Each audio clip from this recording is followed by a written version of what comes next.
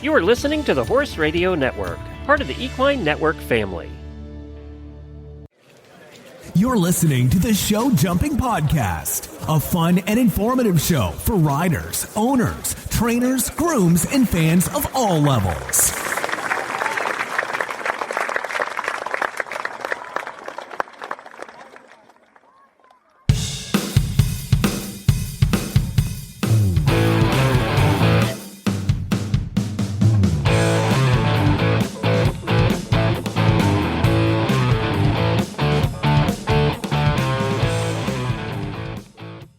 I'm Ashley Winch in Kansas City, Missouri. And I'm Kristy McCormick in Saratoga Springs, New York. And you're listening to the Show Jumping Podcast, where we answer your riding questions and chat with fellow horse enthusiasts about the world of show jumping.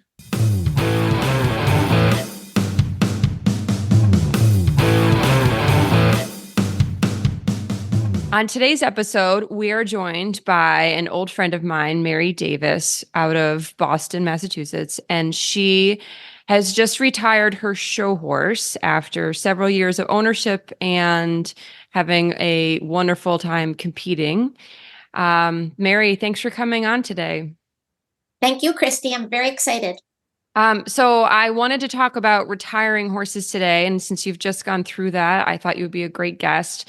I certainly have retired some horses in my life, and I know that some of our listeners out there probably have some questions as to where to even get started once they are thinking about this topic for their own horse. So tell me a little bit about your process and what you started looking for in a retirement barn. Okay.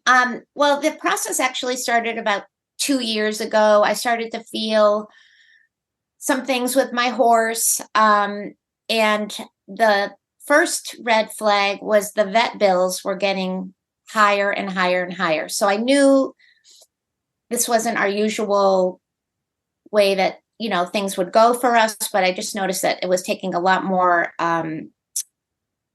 maintenance to keep up with the level that we were doing. And how old was she at this point, and how long had you had her? So I've had her 11 years, and she was around 15, 16 when this was starting to happen. And it wasn't anything like blaring, but it was just sort of, I just started to notice the vet was becoming more and more. And then we decided, through the trainer, to step her down from the 3.3 to the 3 foot. And I don't know if she saw something or that was kind of another little signal. And then just to interrupt you for a minute, when you had so give a little context. You had been showing in the 3.3 amateurs for a few years, right? Yeah. Okay. Yeah. And when you were showing yourself, you don't have to get into any sort of problems or details, but did you start to feel like she wasn't as agile or feeling as athletic as she had been in previous years before you decided with your trainer that it was time to step down? Yes. We were like, she was sort of like unusual behavior. Like she started dragging me down the lines. Like no one noticed it but me. Yeah.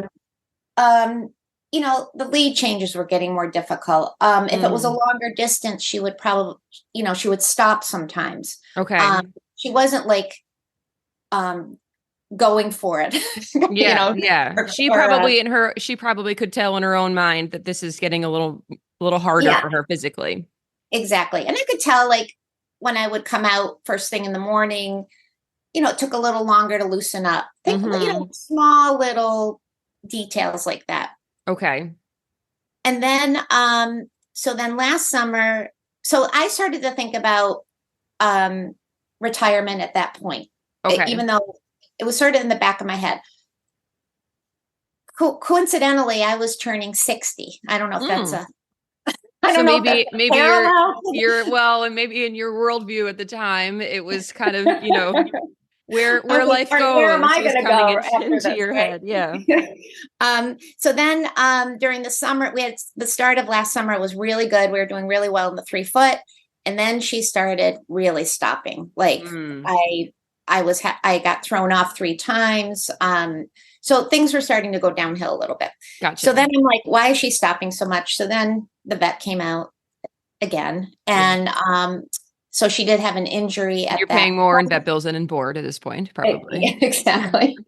And so she did have a suspensory injury, and now she's turning 18. Okay. And so it sort of, came to this point. And I'm like, well, am I going to rehab her for a year and pay more vet bills? And there's no guarantee that she'll come back. And that's kind of when I had called you, and I'm like, she does feel good sometimes as I'm rehabbing her. Should I try to bring her back? Right. The vet did say, you can try to bring her back. There's no guarantee. I worried about the prep work, the lunging, the, getting for showing. Yeah. Getting ready to show. For me, prepping her for me. Yep. So that's when I really started to focus on it. And I had already, because it was already in the back of my head, I had already emailed a few places just to get information. Yep. And how I came to picking these places for her. Well, let's go back for a minute. Remember, we were talking about it's my responsibility. The horse gave me 11 years of her life, and I wanted to take care of her. She wasn't a candidate for a school program or a lesson program. She's too sensitive of a horse. And so that's sort of how I decided and so let's talk about that topic for a minute. Everybody gets to a certain point with their horse if they've chosen to keep showing them through the years past, selling them, correct? Yeah.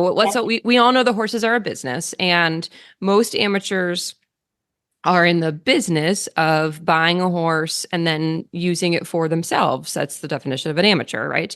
And many times, me as a trainer, we will get to a point in a horse's life, and it's usually when they're about that 12 to 13 age, if we've had them for a couple of years, and we talk about, okay, we've got to make the decision now. Do you want to? Your horse probably has one more turnover, if you will, one more time where you can sell them for, it doesn't matter the amount of money, whatever, it was something to recoup from what you paid for it a few years prior, or just say, I don't want to retire this horse. I want to have it go to its next owner, who will then retire it. This is sort of the age about, and that this can happen a little, easily. After you get to that point, we're talking about end of career leases, or,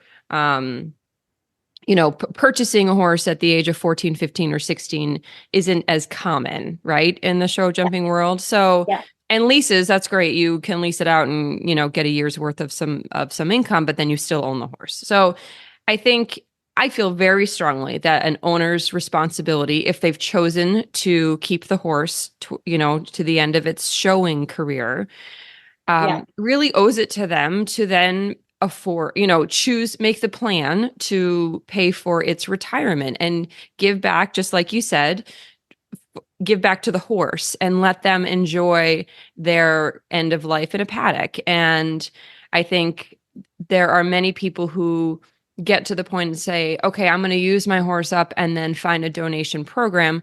Well, there's a variety of donation programs, sure, but how many of them are allowing the horse to just enjoy what we all think of as retirement? Many schools have great programs.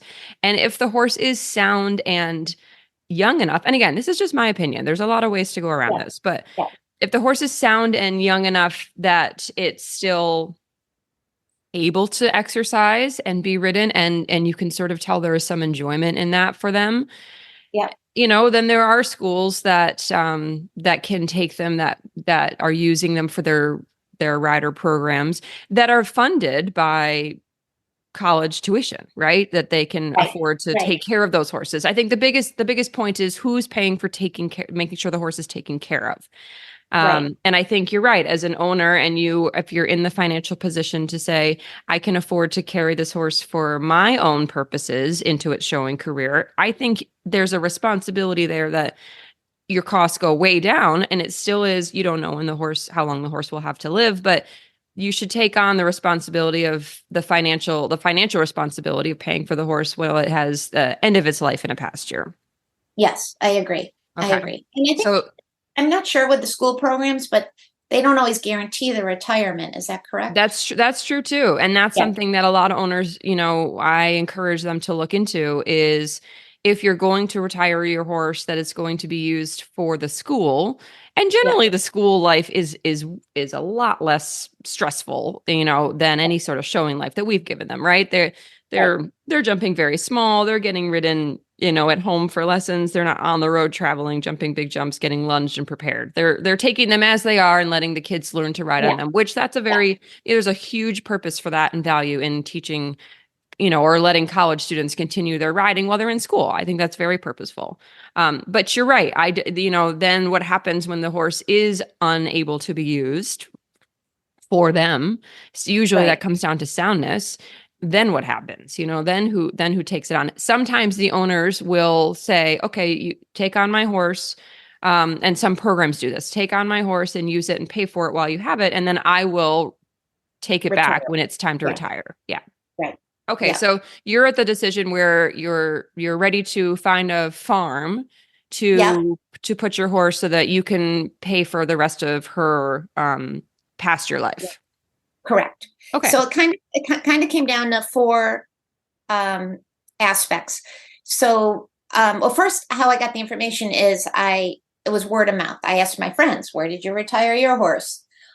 Did you like it? So I got information that way. Then I tried to look at location.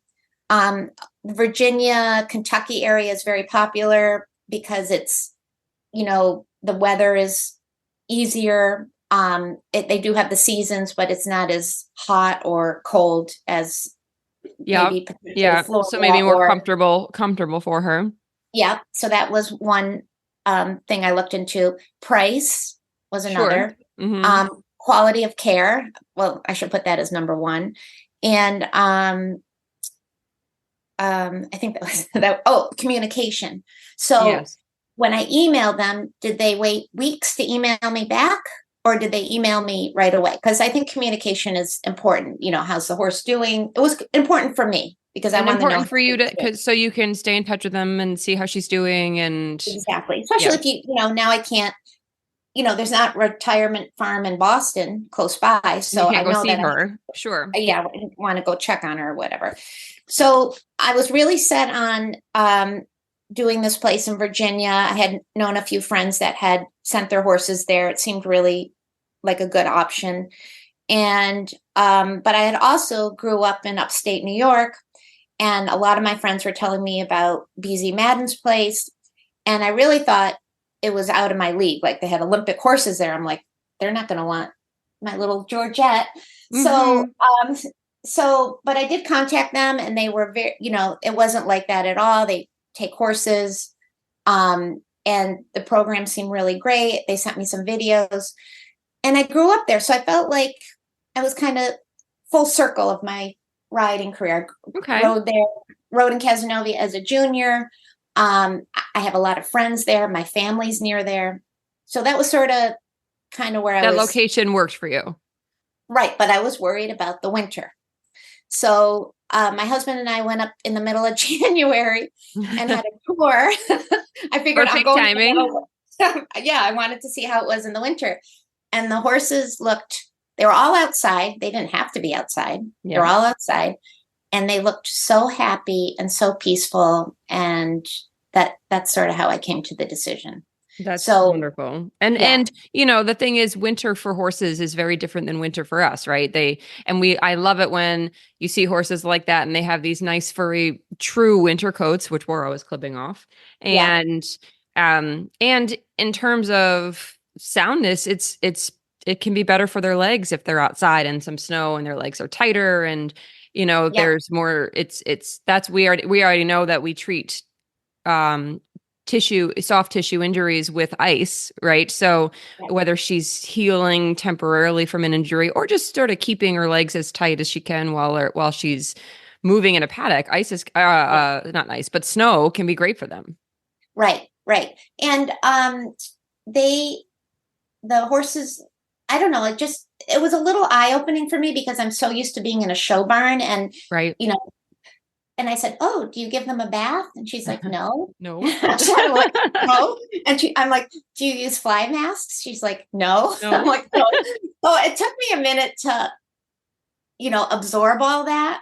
But my husband kept saying, who knows very little about horses, he's like, the horses were so happy and relaxed. Right. And that's the whole like, point. No, you're right. So that's sort of how I got to that decision. And she just went a week and a half ago. I'm of course going to run up and go check on her, but they sent me videos and she's settling right in. She has a friend in the paddock. Mm-hmm. So it's all good. It was a very hard decision. Took me 2 years to kind of get it through my head, and I feel I didn't even. Like, everyone in the barn was crying when she left, and I did not cry because I was like, this is a celebration of this horse and right. what I could give her. And I feel so good about it, I have to say. I don't know. Now I'm crying. That's wonderful. That's okay too. But that, we as horse owners have such a bond with our horses. And I think it's important to take care of them as well as we can. Think of if you owned any other kind of animal, a pet, a dog. Right. And they're like family. They're family, right? Horse, Tommy, right? It's like family. Well, I was just again, that's a great segue. I was just getting into that. In my family, we have our horse, Tommy, Sundance, who at this point is mid to late 20s. I don't even remember how old he actually is because I feel like he's been with us for so long. And my sister showed him since he was a 7-year-old, and he stayed in my barn for years. You rode him, right? And we did make those, that process was similar. We made those decisions to step him down. He went from doing the 3-6 equitation and the 4-foot hunter derbies to the 2-6 adult hunters. And I do believe that there are some horses that really enjoy their job and enjoy showing. And that horse knew when the spotlight was on, he knew when the pressure was on, and he had such a tendency to step up for that. And I really think we struggled as a family to say, is he ready to retire now or not? And how, just like you had to make the transition in how a show barn is to a retirement barn, that's a big transition for a horse too.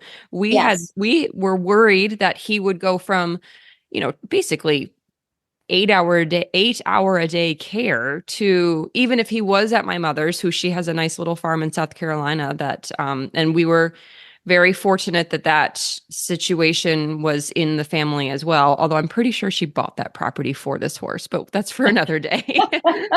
My mother has loved that horse. Years ago from day one. Exactly. Had this in mind. But for the horses, if they're used to being pampered like we do, and then we go, okay, now you're in a paddock on your own. Best of luck. We'll see you in 6 hours when we come back to feed you.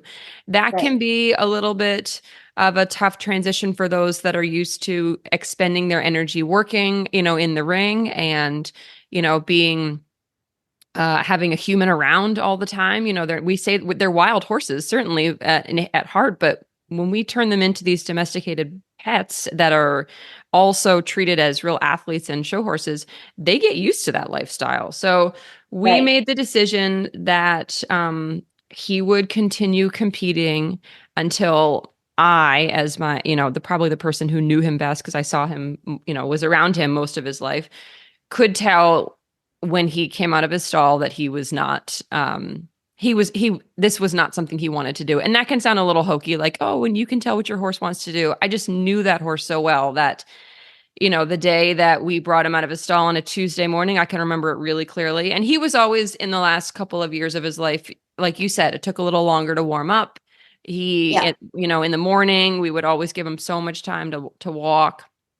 And he was a very sound horse. That's another thing. If they're fighting lameness issues and your vet really is coming out frequently to put a Band-Aid on or patch him together, that's not a way to keep your horse going. I really do know that physically these horses tell us things before anything else. So physically he was great, even if we knew that he was taking a little time to warm up, but he didn't have any injuries.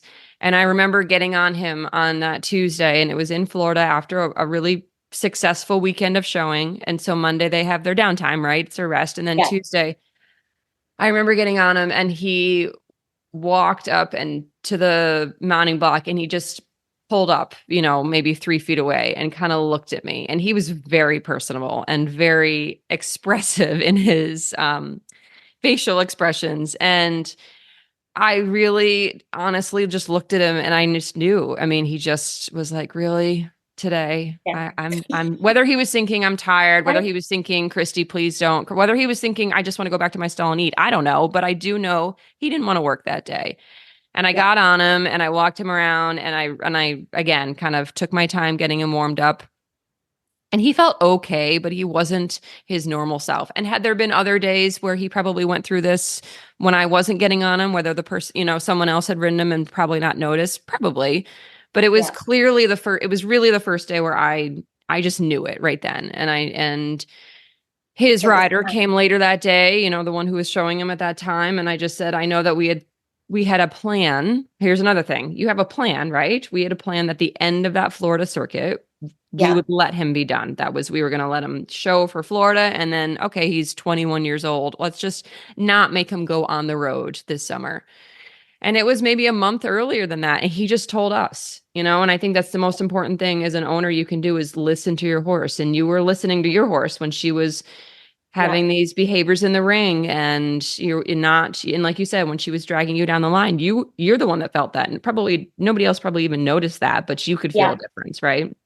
Yeah. And I think, Tommy was 21, Georgette was 18. I think you just have to look at the situation and the horse. There's no specific timeline. I mean, there's horses at my barn that are 22 and they're going strong. Still going and happy. Yeah. So I think you sort of have to look at your scenario and figure out the best thing that you can do for that horse. Yeah. But I do think some riders just keep going and going and going and going.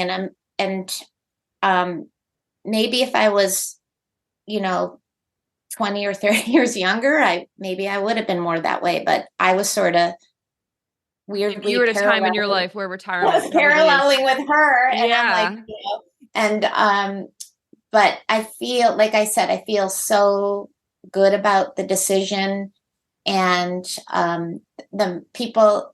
Becky at Madden Mountain was so supportive. They don't. That's the other thing to look at is the transition. Like some retirement farms will bring them in at night and put them in a stall as they get used to it. Madden Mountain has a little bit more of a, wholesome look at it. And they're like, she's going to figure it out. And the fact that she had a friend, Becky told me the friend was showing her where the water was, where the hay was, what they do. Yeah. So I thought that was kind of interesting too, but everything is different, and you have to look at your situation and your horse and it is our responsibility to do the best we can for them. I couldn't agree more. And I still think that there's a real use for donation programs. I certainly have donated horses, but I've donated them when they're young enough to still, they're not at the age where, they are at the age where they're still useful. Horses are useful for certain situations. And like I said, I do think that colleges who can take care of them well for their riding programs and afford to do so have a real value. I've donated horses in their earlier years, and I am a horse business person, right? So I usually have donated horses when I have run out of options to sell them. And it's perhaps because a horse didn't turn out as well as I thought it would, or I bought a horse young and developed it, and it turns out that it's pretty spooky and stops at flowers. Okay, well, that's difficult to sell, and I don't want to put anybody on that, on that horse that's going to have a problem with that. But a college where they can be used on the flat and they don't have to jump. If that horse is 8 years old, there's a lot of time left for that college to be able to not just use that horse, but the horse to still be in work and not, live a 20-year paddock life where maybe it would be very happy. And again, there is a balance of what where the business lies in the horse industry. I just really do feel that if you as a horse owner are showing it for your own purposes and can afford to do so. Obviously, what we do is very expensive, but if you can, and everybody has a budget. I don't mean to minimize that either. Finances are such a big stress on everybody who's showing, no matter what level you're competing at. Yeah. I just do think that if you can afford to make the decision to keep your horse into its showing career, long enough past selling it to recoup some funds, then you should be able to afford, you should be able to make the decision to say, I'm also choosing to pay for this horse later in its life. And then we can talk about lots of different problems with donation programs, whether it's I'm in Saratoga, look at the racehorses. Those racehorses are owned by generally pretty wealthy groups who then dump their horse, at these programs. And then these programs are not funded. They're funded by donations from individuals. I have someone in my life here who owns a restaurant in Saratoga, and we're a big horse racing town. And he gets, those organizations to come, they come in frequently enough asking for donations. It's not the organization's fault. They're the ones that are trying to provide these horses with any life that's not, the slaughterhouse, if you will. But what happens to the owner who just says, okay, they're not making any more money for me at the racetrack, so I don't need to pay for it anymore? I think that's really irresponsible and terrible for the horse. The horses. Exactly. And I think, when we were talking about different options for these horses, no matter what avenue people want to go down, I think just checking in on the horse every now and then, I think that's important. Like if you're sending it to your cousin's farm in, Alabama or wherever, just make sure you go check on, because you don't know what's going on if you're far away. That's another thing, is keeping in touch with, like you said, the communication. And the program, and trying to, keeping track of the horse. And there are so many wonderful horse owners who do this. There's, again, I'm not dumping on everybody who says, okay, I'm done with my horse. We all have to find solutions for them and figure out what's best. And like you said, I think keeping track of how they're doing, it's obvious that where you've chosen is a wonderful place, and they seem to be, totally set up for long-term past Georgette's life. But what if the place that you pick, has some sort of change in their situation and stops being able to afford these horses, or not afford, but being able to take care of them? You need to know what's going on with that horse and maybe make an adjustment for them. Yes. Yeah. Because, you don't know. People run into financial situations, or, you don't know. So, as a last question, and just for our listeners, if they're thinking, okay, I'm at the place where my horse needs to be retired, how did you even start looking for these places? You said you emailed a few of them. Did you just Google retirement farms? No, I did I asked my friends. Okay. So word of mouth. You can ask your trainer, I ride with Holly Hill in Harvard, Mass. They have places they like.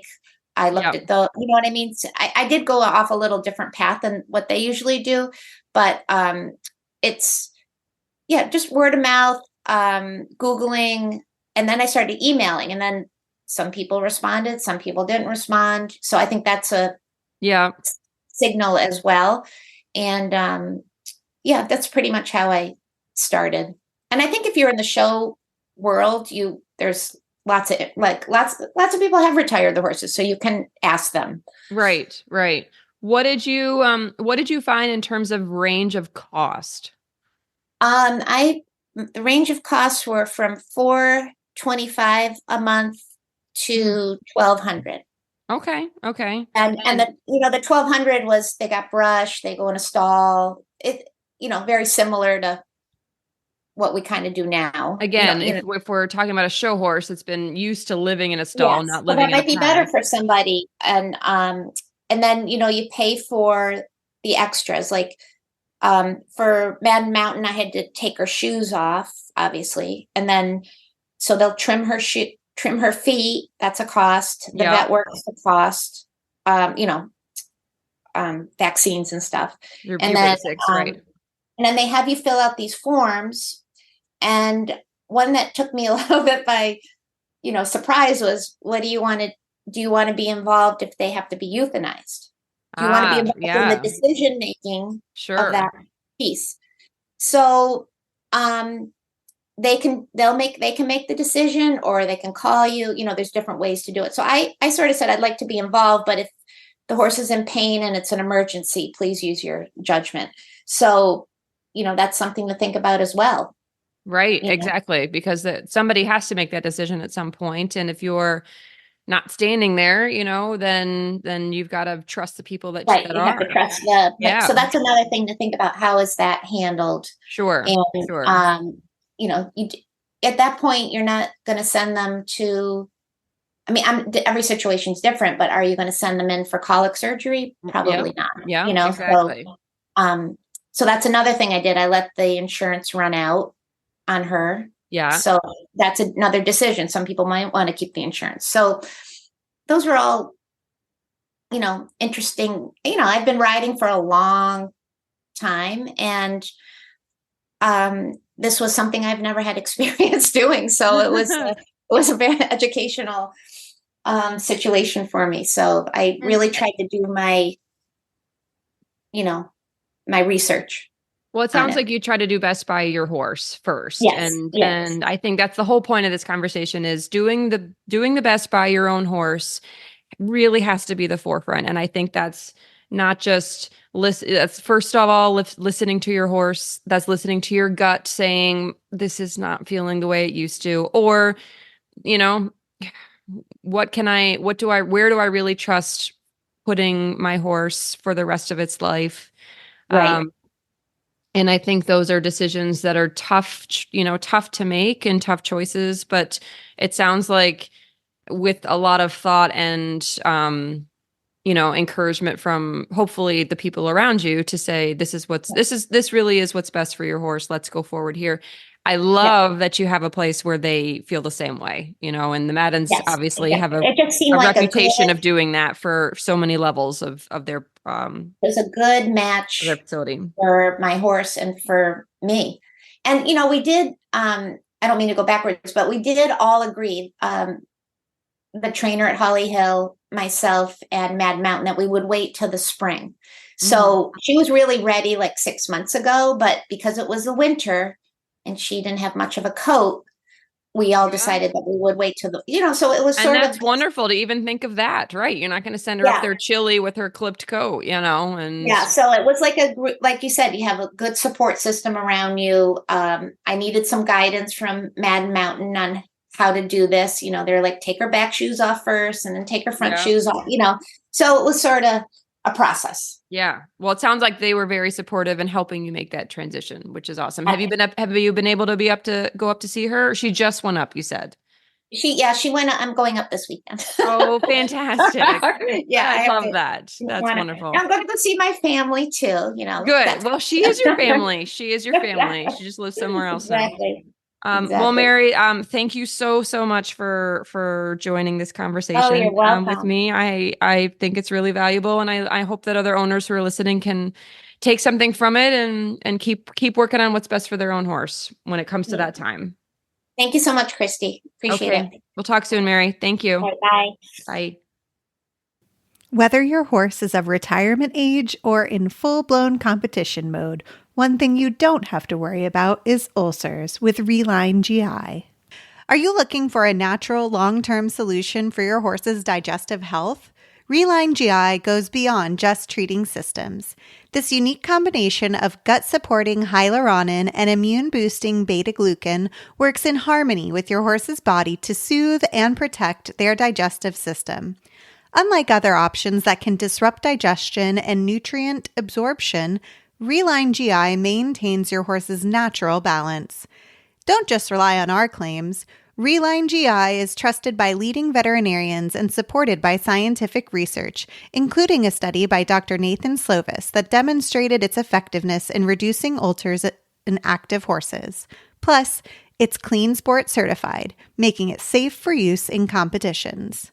Don't forget, for an additional 10% off, use code SJP at checkout.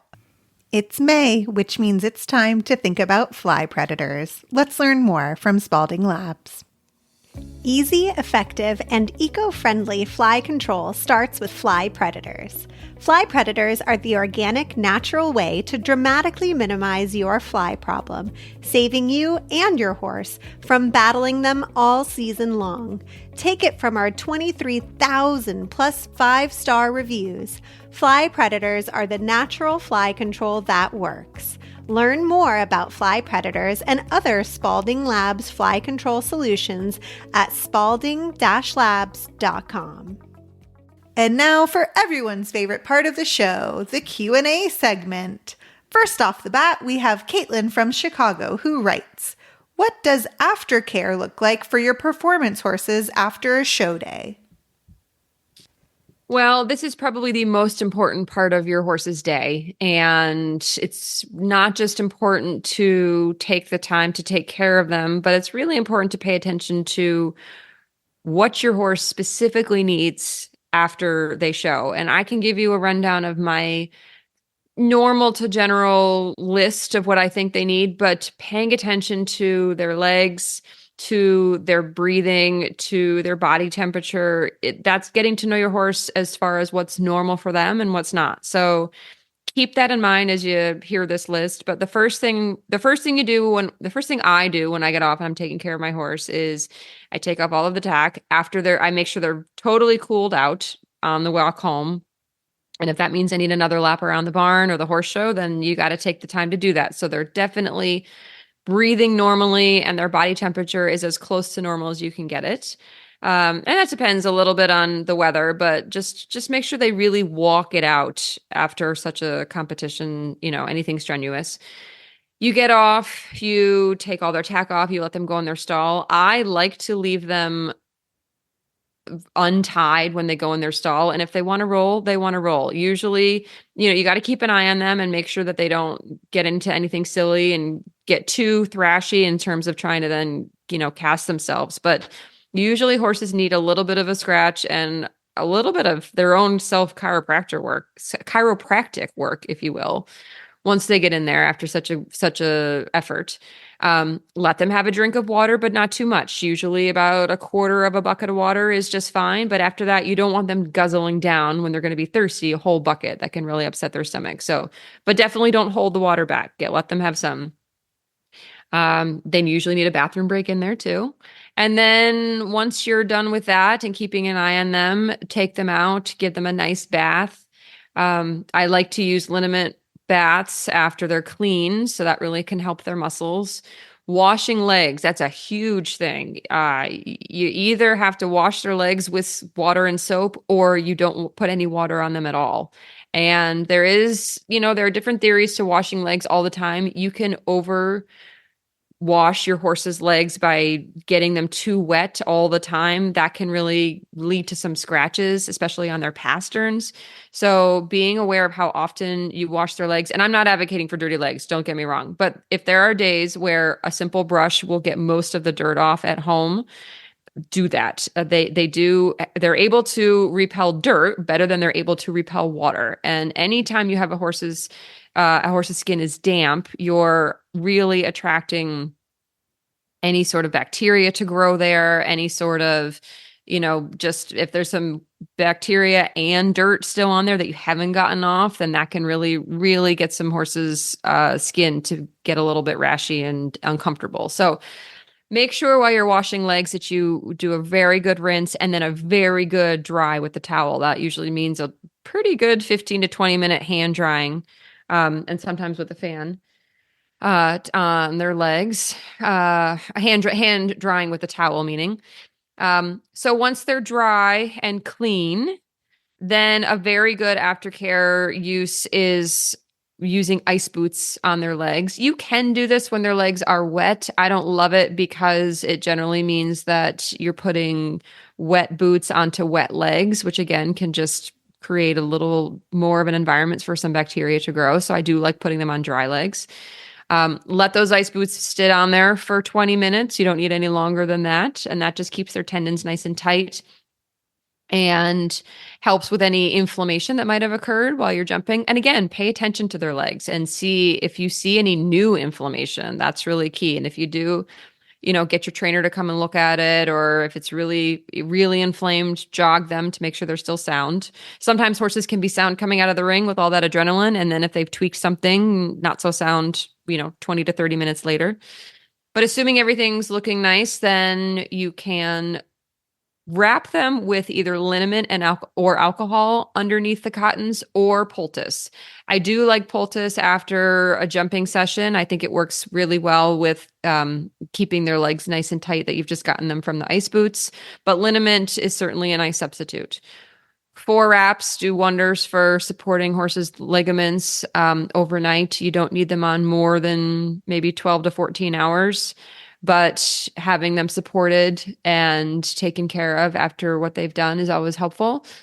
And then I do like to have a nice grooming after, even if you've given them a bath. Sometimes it's nice for them just to kind of have a curry mitt. Nothing's too strong, but a rub down on their muscles. Imagine how that would feel for you. It's almost like a nice massage when you're done working, and then a nice brush off, and then put them in their stall and leave them alone. That's really the best thing you can do afterwards. After you've taken care of them, let them be on their own. They need to decompress.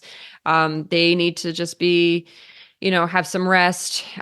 Make sure if you're using any medication that you talk to your vet about what best to use for anti-inflammatories afterwards, and take care of them like you would take care of yourself. Self-care Sunday, but, doesn't have to be Sunday. Exactly. Any show day. Next. All right. What do we got next? From Elizabeth in LA. She said, this is a good one. I'm excited to hear your answer. What is your biggest pet peeve you see in the show ring or when teaching? Over schooling or over punishing your horse. I see so many riders who, when they make a mistake, or when their horse has a rail, or when their horse misses a lead change, sort of, especially in the hand, when you're over flexing, and we've all seen it, right? When you're over bending and your rider has finished the round. And honestly, some professionals do it too, and it's not needed. But for the most part, your horse is really just doing whatever you ask them to do. And maybe they're not behaving as well as you'd like, but save that for home. First of all, it looks bad on anyone. It's not a good look. It's mostly because whatever did happen in the ring that didn't go well is probably for a good reason, and it could have been your fault. So, and there's so much adrenaline in the ring when something goes wrong that it's so easy to immediately use emotion on your horse and sort of just give them a good little mini training session.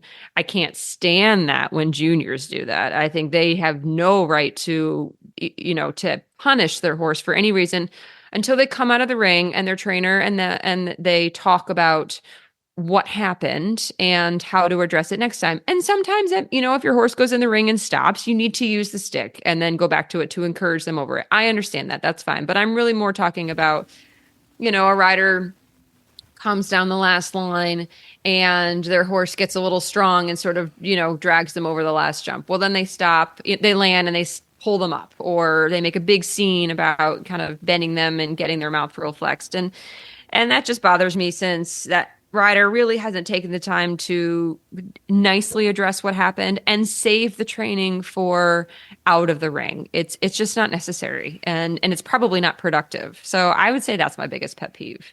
Well, what I also try to think about is all the little eyes that are watching, the young. Exactly. The young horse that's people. A great point. Yeah. You're right. Any rider is an example for if you're for in the every ring, rider. For everyone else that's watching, you're an example. Whether there's a little kid who wants to, one day get to show it all, or whether you're a professional and your students are watching, or potential students are watching, you never know who is. And as an example, that's just really not being able to control your own emotion on a horse. Totally. And that never goes well.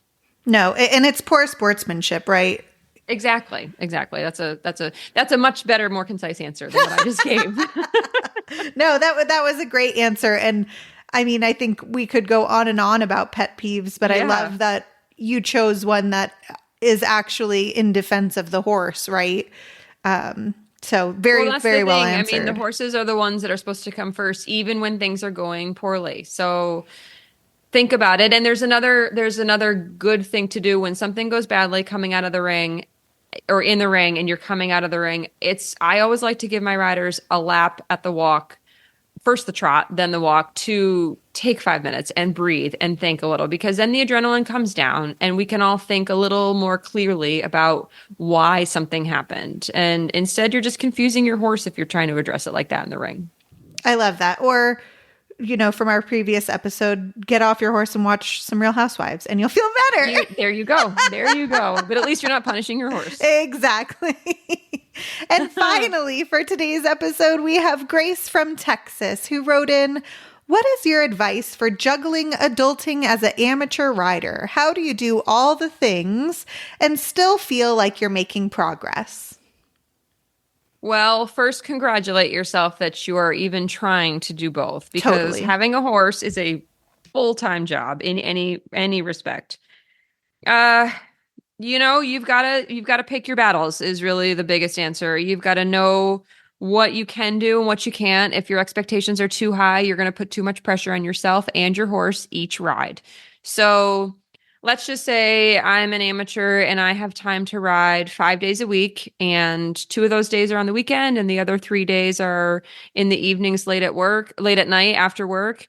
I'm probably not going to ask my horse to do anything too challenging the 3 days in the evenings, because I'm going to be tired. They're going to be probably have eaten dinner already and a little tired. Neither of us have the time or energy to either learn something or make progress. So use those rides as exercise rides where you're working on fitness, you're working on some stamina, you're working on things that are a little mindless, in terms of flat work and riding, but you're getting the ride in and you're enjoying your horse. And then use the weekend and again, I'm going off sort of a typical schedule, but use the weekend to learn and have lessons and make progress or horse show.